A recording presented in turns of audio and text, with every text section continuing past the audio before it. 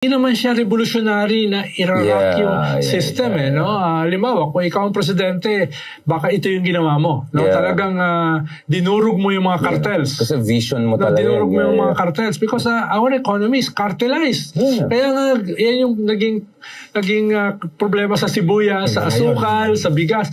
It's a cartel. Yung aking kuryente, no, na doble from last month. It's because of the cartels sa utilities. No? All of these are cartels. Yan ang mga dudurugin mo no? Kung ikaw ang presidente. Pero, how do you skirt the rule of law?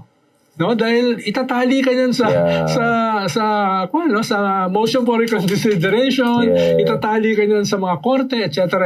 So, part of you gustong itulak ito. Part of you ay nirerespeto yung institutional limits, no? What has to go? Anong dapat mag-give? No? The chicken or egg question, right? Kung ako, I would push it to the limits, even beyond limits. But I'm a progressive, no? I'm a leftist. No? I'm a Pinoy was never a leftist, no? Hindi naman siya He was not revolutionary. So part ng kanyang instincts is to wag durugin yung institutional order. Kahit nakikita niya na ito ay merong limitasyon, no? Ito ay so andun siya sa parameters na yon, no? Na tayo ay wala.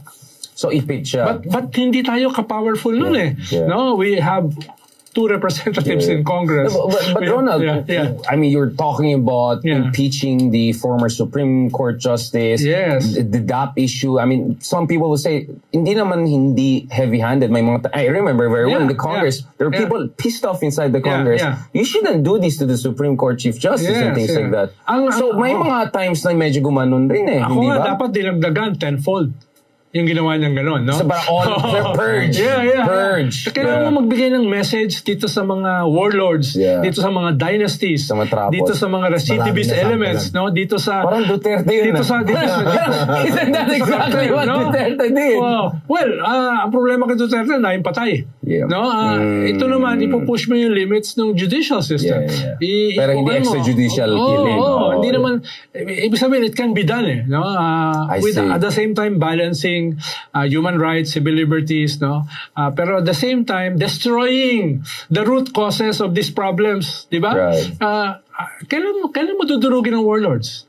Kailan mo dudurugin ng cartels? No? Kailan mo dudurugin itong mga rent-seeking elements inside and outside government? No? Ronald, you're a well-traveled guy. Is there a model we can look at? I mean, for me, mas similar tayo sa Latin America. I mean, you go around the region, even Thailand, na sobrang trapo.